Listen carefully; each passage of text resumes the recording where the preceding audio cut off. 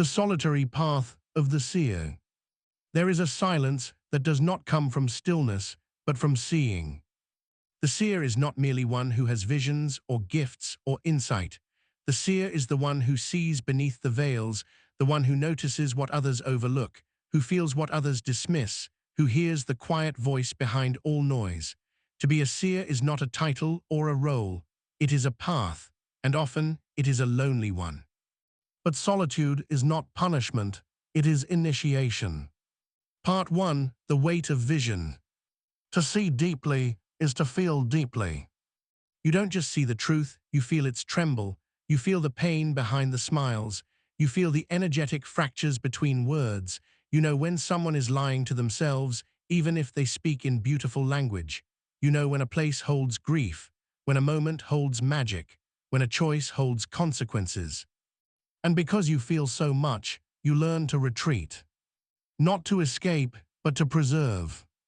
You begin to realize that not everyone wants to see what you see, that some truths unsettle the world people build around themselves, that the mirror you hold can feel like a blade to those not ready to face themselves.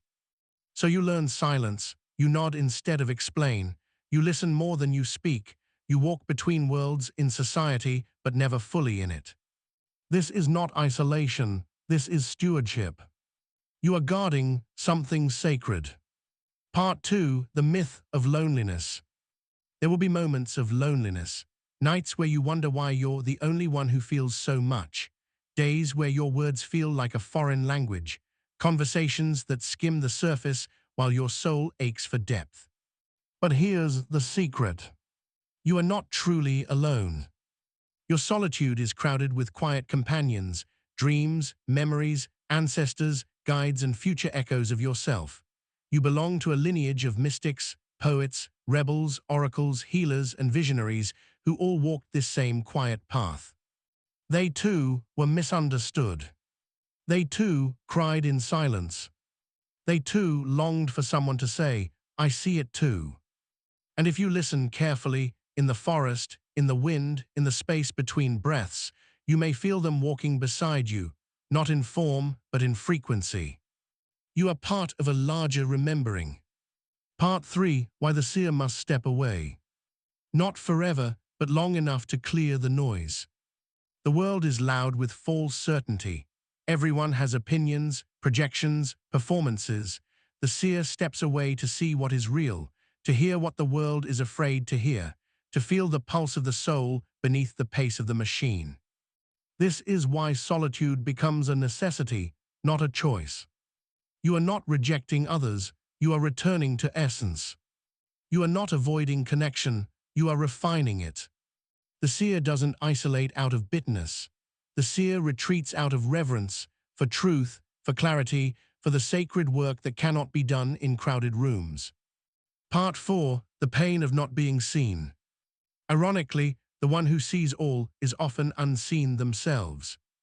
You might be the one others come to for advice, healing, insight, but rarely do they ask how you are.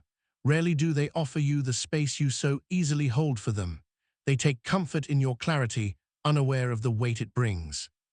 And that can hurt. To walk in awareness while being misunderstood is a particular kind of ache, a soul-deep ache. It can tempt you into shutting down, turning cold, withdrawing from the world entirely. But you must remember, you are not here to be seen by everyone. You are here to see clearly. And in time, the ones who can see you, who see with you, will find you, not many, just enough. Soul family, fellow flame carriers, mirrors instead of takers. Until then, solitude is your sanctuary, not because the world has abandoned you, but because your soul is calling you inward. Part 5. The seer's responsibility. With vision comes responsibility. You are shown what others are not for superiority, but for service. You are here to hold a frequency, to keep a thread of truth alive, to speak when it matters, to act from a deeper knowing, to live as a bridge between realms. You do not always get to rest in comfort. You are called to tell the truth in a world addicted to lies, to slow down in a world obsessed with speed. to embody presence in a world driven by performance. This is not easy, but it is holy. And in time, the path becomes less about being seen and more about being true. Part 6. What the seer must remember. You will doubt yourself many times. You will wonder if you've made it all up, if you're too sensitive, too intense, too different, if you should have stayed quiet, if you should have played along. But then a whisper returns. This is who you are. You were not made for the shallow end. You were made for the deep. And even though it feels lonely now, your path is full of secret companionship. Life itself is conspiring with you. Synchronicities, dreams, symbols, nature, everything begins to speak to you not as metaphor but as language. You are never alone when you remember how to listen. Part 7. The blossoming of the seer. There comes a turning point, slow, subtle, inevitable, when the solitude no longer feels heavy. When your own presence begins to nourish you, when clarity becomes more important than company, when silence becomes a friend instead of a punishment. You begin to bloom inwardly. You develop inner sight, inner strength, inner peace. You no longer chase recognition. You begin to create from source, speak from stillness, offer without attachment, move without noise. You become a frequency, one that calms storms, cracks illusions, plants seeds. And those who need that frequency begin to find you, quietly, authentically, as if drawn by some invisible magnet. This is the return of the seer into the world, not lost in it, but rooted in truth. Part 8. Final words for the lonely seer. If you are walking alone right now, not by choice, but by necessity, know this. You are not broken. You are being attuned. You are not behind. You are being prepared. You are not empty. You are being cleared for clarity.